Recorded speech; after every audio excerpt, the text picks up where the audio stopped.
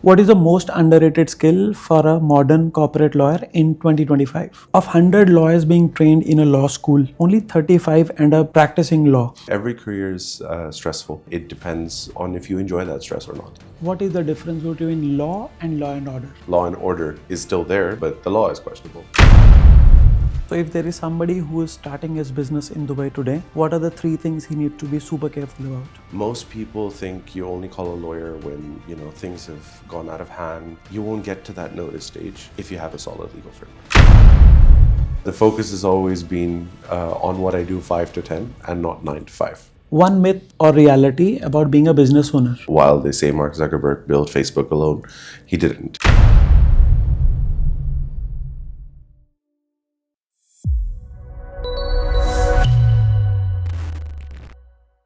Hello and welcome to Project Life with Simply Pankaj.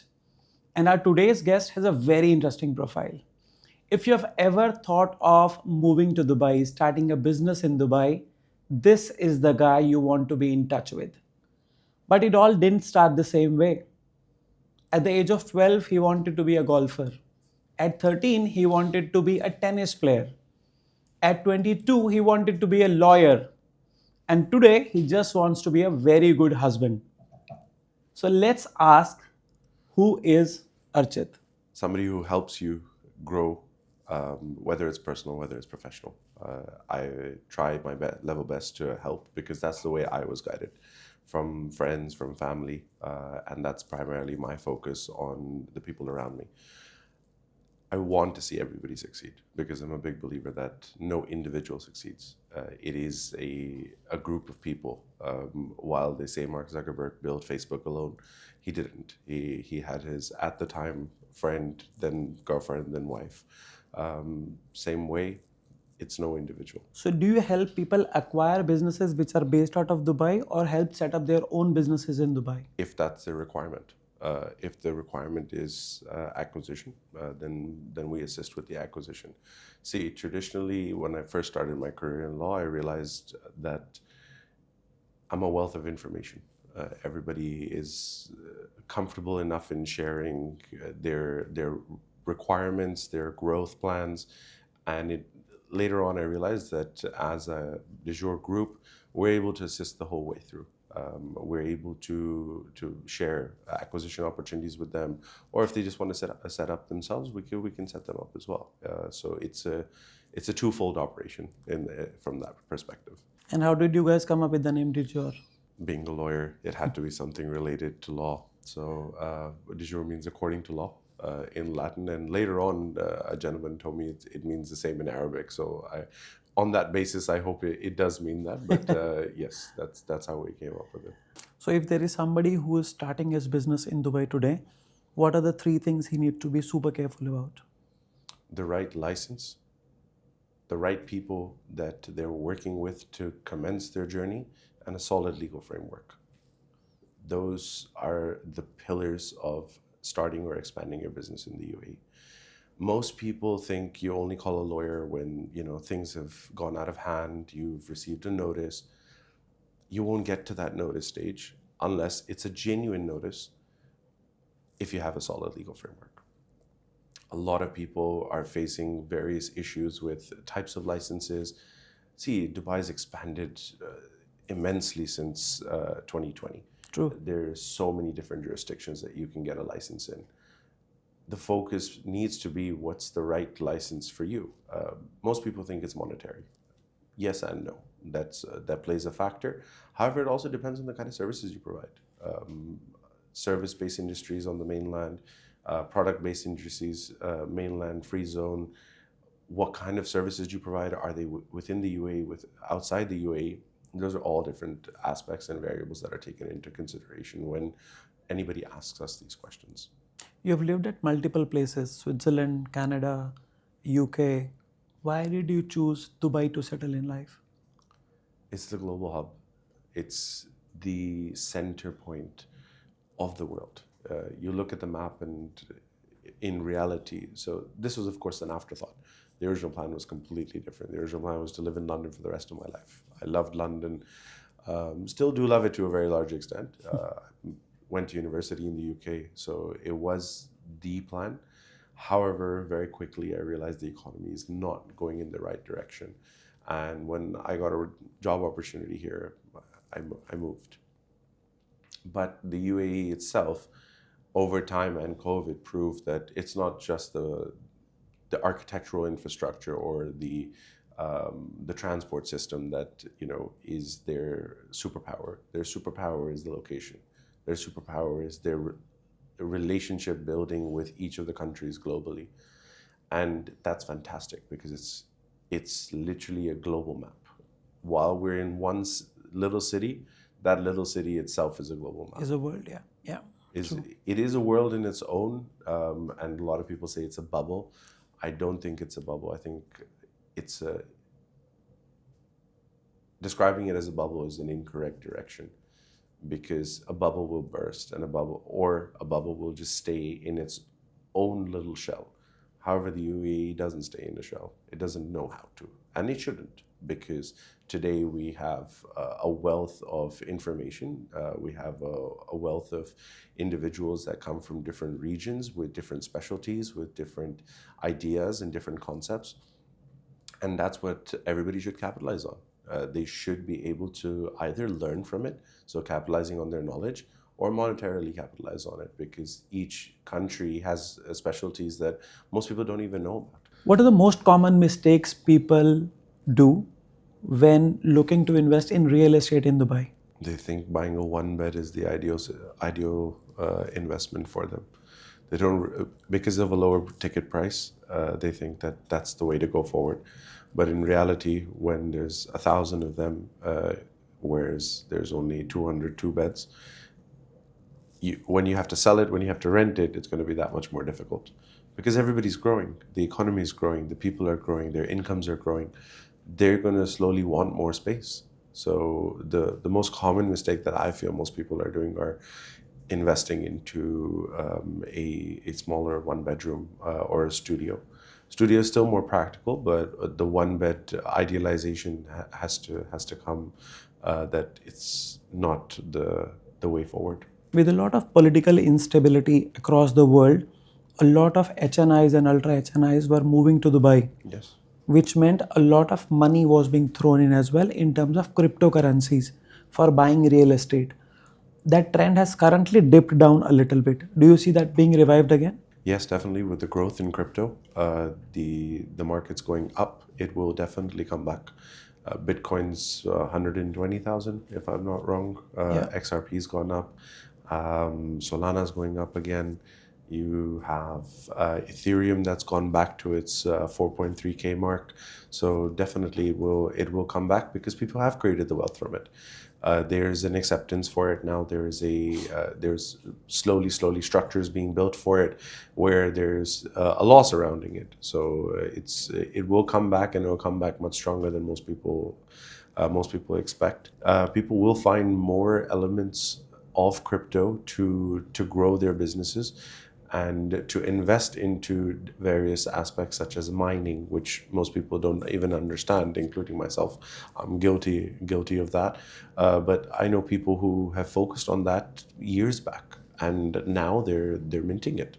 But they're able to, and what are they going to do with that money? They're going to invest it somewhere. They buy hard real estate, they buy off-plan properties, they buy cars, they buy watches. So it's an investment in some shape or form. So whether it is law or law and order, it is all about execution. Yeah. So the UAE leadership ensures that it executes its plan. The second thing I believe is adaptability. Yeah. They heard about AI. UAE is among the second largest in the world to invest in AI. And yesterday's news says that in 2026, in all curriculums for the schools, AI is going to be a mandatory subject for all the kids. While AI is there to help efficiency, it's not being used predominantly for that. And that is going to be a shortfall for the interim. Why do you say that? People are becoming lazy. People have forgotten how to write emails. People have forgotten how to write sentences. I'm just going to voice note it to my AI. My AI will format I it do and that send all it. the time. But for us, it's efficiency, because we have the years of experience. We know what we're doing. Young adults who take it for granted.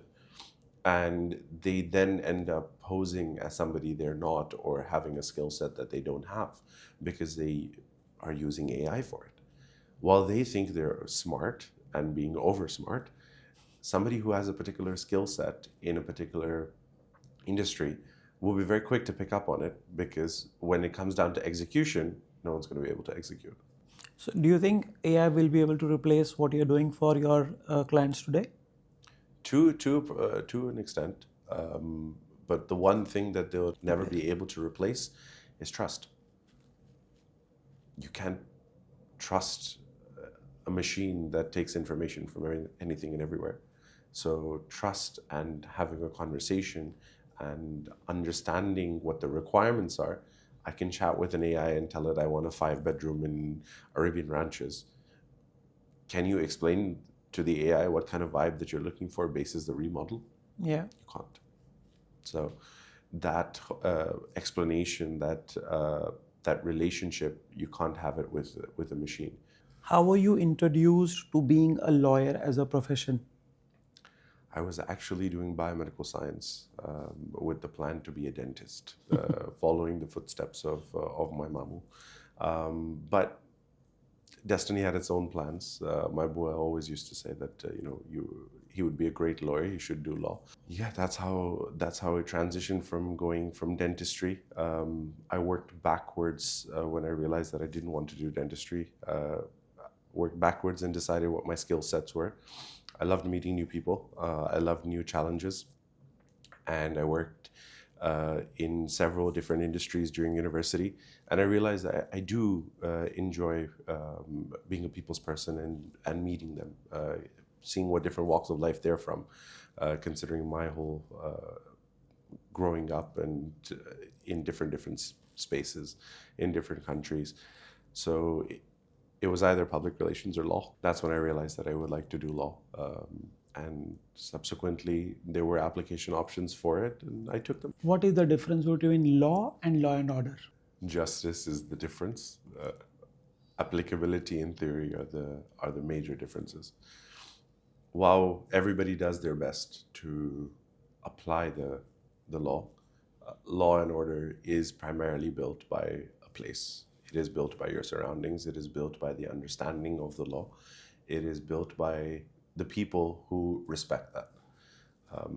You look at different democratic countries, the law is questionable sometimes. Law and order is still there, but the law is questionable. And same thing with the applicability and theory of it. The theory says law and order will always remain. The practicality says the protest gets out of order, and all of a sudden law and order is gone for a toss. I was reading an article. An Australian advocate said that unless you want to be practicing law, you should not start studying law, because it's a very stressful and time-consuming and economically not so viable option. It's a very expensive option to become a lawyer. I think every career is expensive to become now. Education is expensive no matter what. But when it comes down to law specifically, yes, expensive, but fruitful after a few years. And again, depends on whether you're employed, you're self-employed. Stressful regardless. Which career isn't? I don't know a single career that's not. I think about social media influencers, and everybody says, "Oh, their life's fantastic." I genuinely wonder how they spend day in and day out just thinking of content, because that's the only way their business works. Yeah. So every career is stressful. It depends on if you enjoy that stress or not. Of 100 lawyers being trained in a law school, only 35 end up practicing law. Reason is very simple. The chaos and the stress. My wife is actually a lawyer. I can tell you this much: the legal skills helps her not in work because she doesn't practice that anymore. It helps her at home more than anywhere. Yeah. But the reason that people don't end up pursuing it is because of the stress levels and the kind of expectations that are there from you in each type of different firm. Medium to large size firms, you're a very small fish in a very large pond. But then the expectations, because you want to grow, and the only way you can grow is by putting in the 60, 70 hours graft, but you're doing it for somebody else. And when you're self-employed, what you kill is what you eat. So if you're not able to put in the time or effort into it, then you won't be able to succeed. So there are many people who prefer other careers because it shapes them differently. The focus has always been on what I do 5 to 10 and not 9 to 5. But the 9 to 5, slowly you start enjoying it. You start getting new experiences. You start meeting people from different walks of life. I have clients in every industry today, and that's the fun of it. So it becomes like you're almost getting a kick out of it. It's not a boring, read a book type of job. So it has its perks. Women seem to have a strong influence in your life. Everybody has played a role in my life, being the only grandchild on both sides, being the only nephew for nearly 20 years with all my mamos and masis. They've all played a role in molding me to the way I am, and I like to think that I've taken the best of each of them and learned from their mistakes. So, is there any other practicing lawyer in your family today? No, first generation. And what made you think that, okay, this is going to click for me? It was predominantly with the focus of saying, I'm going into this. I don't look back. So whatever I do, if I'm in it, I'm in it. It's a full 100%. And afterwards, we'll see what happens. If there's a hurdle that I need to cross, it's a hurdle I need to cross. For me, my dad's always said, keep life simple. Don't complicate it. The leap of faith of starting a business was probably my biggest challenge, but it was always knowing that my family's got my back. If you start your business 1 year later, it doesn't go well, you're still a solicitor. He said, but honestly, it's irrelevant because once you start something, there's no looking back for you. After that, you're in your own world and you're just pursuing that. And that's the direction I tend to take with most things. One myth or reality about being a business owner? Myth is that you get to wake up at whatever time and rock up to work whenever you want. And, you've got the whole world working for you, but you're not doing any work. Reality is there's no time of day that you're off. When your phone rings and a client calls, that's it. You're there. There's no ifs, there's no buts, there's no I'm busy chilling in a pool. It is very much, okay, how can I help? What needs to be done? Yes, at the same time, health, well-being is all important. So ideally, one should take a Sunday off, at least, if not both days. But it takes time for that. The hard graft is necessary. You don't wake up on day one and say, that's it, guys. I've got loads and loads of time on my hands. I'm self-employed. Hallelujah. No, the reality is that years to come, you are putting in the grit, the determination, the time in building something. There are people who put in 60 hours a week, 70 hours a week, and they're successful. There are people who put in 20 hours. It purely depends on the mindset that you have and what you're looking to achieve. Stability, an empire, time only tells you which direction you want to go in. But it's a myth that you get to do whatever you want, whenever you want. The reality is you are bound by your profession, you are bound by your clients because you have to provide the best service. Not everybody is there to reinvent the wheel. When you don't have that skill set, or you're not born with that ideology that, I have an idea that can reinvent the wheel, what do? The next best thing is, if you're in the service industry, you provide the best service. Is there something called work-life balance for a business owner? There should be. The family will definitely tell you that there should be, but it only comes in after a while. Yes. After you're reaching the stability stage of your business. Health-wise, yes, it should be from day one. I'm not one to comment on it, and once my family and friends are watching this, they're going to have a hearty laugh thinking about that. The focus should be that you're reaching the stage that you do have a work-life balance. I'm not. I don't have one. Unfortunately, not yet. But yeah. What is more difficult, finding the client or getting the payment from the existing client? In this market, getting the payment from the existing client, because once they become comfortable, it becomes very difficult. Yeah. But at the same time, you know the ones that will, you know the ones that won't. Finding new clients, you provide good service to the existing, they'll come, they'll go and tell the next one that go to him, he'll sort it out for you. If it's not his cup of tea, he'll tell you it's not his cup of tea, and he'll put you in the right direction. Being a business owner means that you're also leading sales or business development for your organization, apart from your standard roles of being the face of the organization as well. So, and negotiation is a key element for any sales. Indeed. And you've negotiated with people of multiple nationalities now. How do multiple nationalities react in a negotiation? Like you said, multiple nationalities, multiple reactions. But the way I deal with it is finding a middle ground. I never look to win the negotiation. I look to settle the negotiation. I look to find that ground that will give them peace, but won't hurt me or hurt my client. The focus has to be that everyone leaves the table happy, because that's the only way they'll come back. My focus has always been on a 25-year journey as a business owner. It's not been a short-lived, let me just quickly make a quick buck. It has to be a recurring relationship. So if you try to win a negotiation, one person's gonna unhappy. lose, and that person who's lost will never come back. Yet, if you find a middle ground, everybody thinks they've won, which gives them the satisfaction of coming back. What is the most underrated skill for a modern corporate lawyer in 2025? Interpersonal skills. It's a forgotten trade. It's all about building relationships. It is not only about doing work for people, and that's something new lawyers should be focusing on. It's unthought of.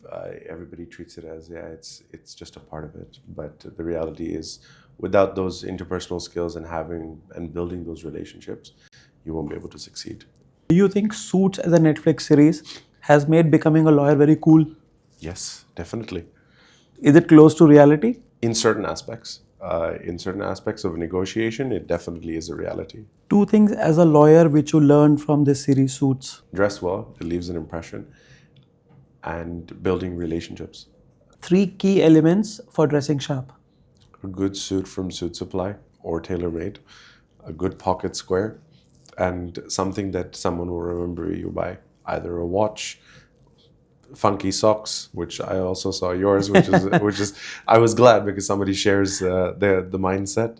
I would think those three things are very, very important, because it is the first impression, but it's also something everybody remembers you by, because that's how that response is basis when I'm looking at somebody. It's something how I remember them by. So, Suits as a series has two school of thoughts. One is the Harvey Specter school of thoughts. The other is Lewis. Which character do you identify yourself most with? I look like Lewis Litt, but I feel like Harvey Specter. You're just copying my hairstyle now. Go ahead. The focus, I think, more like Harvey Specter. I have a mic cross as well. Has sports been one of your go-to areas to find peace in life? Always, till date. As you know, you received the questionnaire response at 5 o'clock in the morning last night, and that was because I was busy playing a cricket match last night. So even now, predominantly most of my sports were during high school, followed by university, until I had a back injury, which slowed things down, didn't stop me. So yeah, tennis, cricket, golf, been the forefront. Do you think sports helps to create a character for a man? Always, man, woman, a sportsman or a sportswoman has transferable skills. Each of those sports, whether it's individual, whether it's a team sport, they shape you. Individually, if I have to say, let's take golf as an example. If you don't have the patience, you're not going to be able to succeed. So it trains your mind to have the patience, and it trains your mind to have the focus. Everybody thinks, oh, you're just swinging a club, how hard can it be? I would love to see them on a golf course. Team sports teach you to be a team player, deal with different attitudes, deal with different mindsets, and amalgamate them into being one. And that's when you have a successful team. So yes, definitely it shapes your thought process. It shapes your interpersonal skills. It shapes your mindset. So right now you know that Kohli is living at a place where you lived before, Yes. right? So assume if Virat is watching this episode right now and you had 1 minute to explain to Virat why he should be living in Dubai instead of London, look at the camera and share me that response. You'll have a fantastic tax structure, saving you lots and lots of money. It's a fantastic place for your children to grow up. And at the same time, you'll be able to inspire more and more aspiring cricketers here in the UAE with a fantastic cricket academy, with all the infrastructure and luxuries that one can think of. So we'd love to have you. That's perfect. I think that's so. If there is somebody living in Yorkshire and he needs 5 reasons to move to Dubai, what would those 5 reasons be? Tax efficiency, global map access, wealth of opportunities for business growth, good city for your children and your family to grow in, ease and comfort and luxury all in one. You won't have to go to a gas station. A gas station will come to you. You get all the kinds of food that you can possibly imagine. True. So you're able to widen your horizons. One thing which Dubai has, which is not in Switzerland. Oh, that I can buy my cars. Yeah. Affordability of transport. One thing which Dubai has, which is not there in Canada. Safety, a growing, I can't say not a growing economy. Canada's got a growing economy, but the infrastructure here is light years ahead. So you definitely love your cars. I do. Between my friends and my family, we've got about 8 cars this year from BMW itself. So between your car and De Jure, what do you choose? De Jure pays for the car, so I'm going to go with De Jure on that one. And what is your dream car? So initially, my dream car was a BMW M4 Competition, which is now what I own. I got that this year. I want to say probably the next step is a Rolls Royce. Phantom? No, I'm not a fan of being chauffeur driven. I enjoy the driving experience. So most likely a Wraith or a Cullinan. We'll see when the time comes. You are passionate about sneakers. How many sneakers do you have? Well, I had told you prior to this, there's 52. One for every week of the year. Almost we're one more. I just realized that one got delivered yesterday. So we're at 53. So when I had my surgery for my back in my second year of university, the only thing that was changing was my width, my waistline. But the one thing that never changed was my shoe size. Shoe size. So it was always something that I knew, and the ortho was very clear in telling me that no matter what you do, make sure you wear good shoes and comfortable shoes. The rest of it, you can wear whatever you want. So I started investing in sneakers. I call it an investment because at some point it did yield me returns as well. Yeah. When I was leaving the UK, I had 19 pairs. And my mother said, there's no way we can take all of these back. So I was forced to sell a few. But they yielded me profits. So I was rather happy that it actually was an investment. And I grew the collection back even more as time went along. 5 rare sneakers that you have today. Jordan 1 Chicago lows that are only released back in 2016. They're now I bought them for less than £100. They're now some $1,300. I have the Jordan 1 Royals, which is also something released way back. They haven't come back since. The Shattered Backboards was the most recent ones that I bought. I have the Jordan 1 Low Bread Toes, which also only released once. So they were also an interesting buy for me. Most people weren't focused on lows because in the UK everybody was wearing highs because it's nice and cold throughout the year. But I knew I was moving to Dubai, so lows were definitely the way forward. I just managed to get my hands on a very old pair of Jordan Shattered Backboards, which I always wanted because I do like orange as a color. So they were definitely a piece. One very interesting story was that I was wearing Jordan 1, the OG Chicago's, golf shoes, and they only released once. I was wearing them on a golf course, and me and my dad were walking. We're looking around, and the marshal's following us. And my dad never understood the sneakers. He's like, "Yeah, I understand if you have 5, 6 pairs, but seriously, like your number is absurd." And while we were walking, Dad was looking around. He's like, "Did we do something wrong?" I said, "I don't think so. I think we were fine. I think we put the patches back on the green. I don't think there was any issue." And we reached the next tee. When we reached the next tee, the marshal comes up to me and he's like, "Are those what I think they are?" And my dad's looking at me. He's like, "What is he talking about?" I said, "I have no idea." I'm like, "I'm sorry." He's like, "Are those the golf shoes? Are those the Jordan 1 Golfs?" I was like, "Yeah, they are." And that's the day my dad realized that, okay, you really are wearing things that most people don't have, are extremely limited. So it was quite an interesting experience. And has your wife accepted you along with all the sneakers?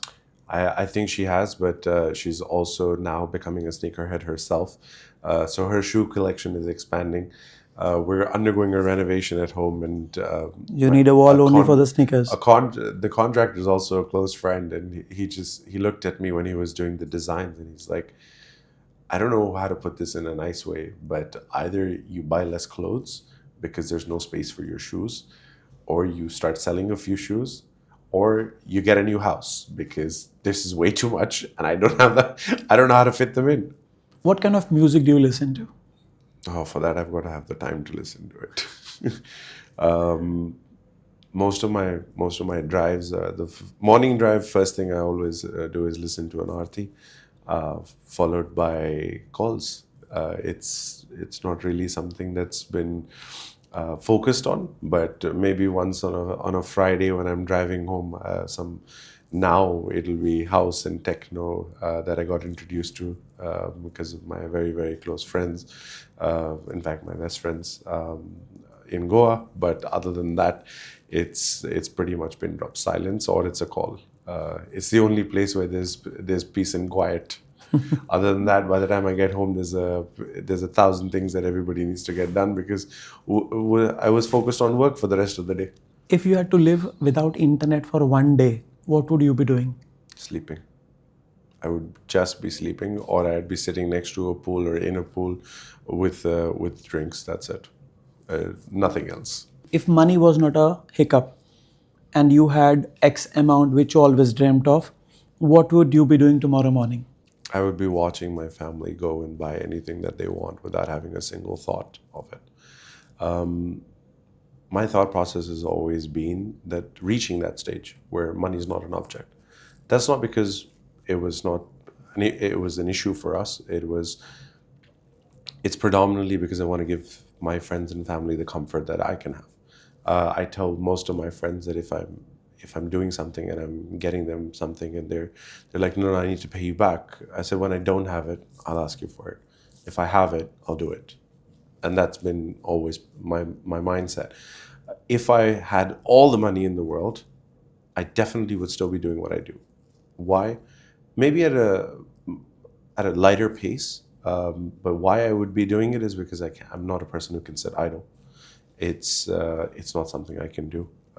I would definitely buying more cars, buying more watches, but at the same time, I need to have that sense of achievement in something I do. Where do you find your peace every day? Once I get home, when I'm sitting with my family, knowing that I've taken care of things for the day, that they're settled, and that I have achieved what I set out for in the day. You seem to be very sorted in terms of your family values, in terms of your business. Was there any specific incident which has happened in your past which changed a lot in you to become like this today? I don't think so. I think it's always been that way because I've seen it from my grandfathers to my parents to me, that what do you earn for is always the question that I ask for and ask myself, and the answer is pretty much family. Because if they've supported me my entire life, the least I can do is support and provide them with whatever they would like now, whether it's something as small as a phone or whether it's something as big as a house. I'm yet to reach that stage, which I hope I will at some point. But the focus has always been my family's comfort. I do stupid things for myself, i.e., cars and watches. But that's ancillary. That's just, keeping myself with the fire going for myself. A moment in life where you thought you made your parents proud. I would hope they would say when I started my business, but I'm sure also seeing my marriage was something that they were proud of, because they got to have the whole family together. Do you believe in unconditional love? Yes, that's literally the definition of family. There's no concept of conditional love. Rather, I would say it's a limited concept. If they're your family, that's it. You accept them the way they are. Good, bad, ugly, happy, not happy. It doesn't matter. That's just the way family is. Let's say if there is a movie being made on your life, which actor would you like to portray you? If it has to be in terms of looks, it'll probably have to be Arjun Kapoor because of the structure. But if I had to have somebody who, I do like to channel my inner Rocky Randhawa once in a while, which my wife has a good hearty laugh over, and so do my closest friends. I think it'll have to be a combination of an Arjun Kapoor and a Ranveer Singh. Ranveer Singh. Okay, so Gunde. Yeah, probably. That's the title of the movie? That's probably ideal, yeah. Apart from your standard investments that you have done, which are related to people moving to Dubai, whether it's related to marketing, real estate, law, there is one passion project which you have regarding postpartum care. So a very, very close friend who I met through a networking group has this brilliant concept of postpartum care. Now, it's not only about the concept, which I'll come to in a second, it's also about the mindset of the individual. And that's something that I saw with her, that she knows this can work. She knows it's important. She knows that it's the healthcare industry. And at the same time, I know the importance of it. Seeing people around me that are having children, that support that is needed. It's something very important. So Postpartum Care 2844 is the company's name, and rightly so, because 28 days prior to delivery and 44 days post-delivery are the most important periods for a lady. It does focus on the support that they need during that period, which nobody can take away. While us as South Asian families love having, our mother-in-laws and mothers come and support, and they'll do things the way they did, which is fine, because they're doing it predominantly for their grandchildren. Nobody realizes the mental state of a new mother, and postpartum care is that. That focus needs to be there in order to give them the confidence, the comfort, no postpartum depression. And that is something that I found very, very important to kind of focus on. It's a very, from a business perspective, it's an IPO delivered project before in several other countries, and it's something that hasn't been done here. Do you believe in manifestation? I do. My cars, on my phone, it's every next car that I want is on my phone wallpaper. And sooner rather than later, whether it's watches or cars, they become a reality. Along with the people sitting in the studio, we manifested something for you, and we would love to show you that manifestation. While you shared that you're not somebody who loved reading, but read 300 pages a week for your profession, I believe there would be a time in your life, maybe after 8 years or 10 years from now, where you would love to write a book. And the title of the book is something you would resonate with. So this could be the title of the book, in my opinion. Definitely. If you would like to show it to the camera, go ahead. Definitely. It would definitely be the ideal cover page as well. Yeah, so thank you for doing that for me already. And it has a very sweet line mentioned over there, that how to win cases without losing yourself. So which I think has been the crux of your life, trying to find yourself in every profession that you've taken up. with every person that you have met. Indeed. And we indeed wish you all the best for this journey to move forward. Thank you so much. It was a pleasure. And with this, we end today's episode with Archit Kapil. I hope you had a great time listening and understanding how easy and how comfortable it is to move to Dubai. And in the description of this podcast, you would find the credentials for Archit and his organization.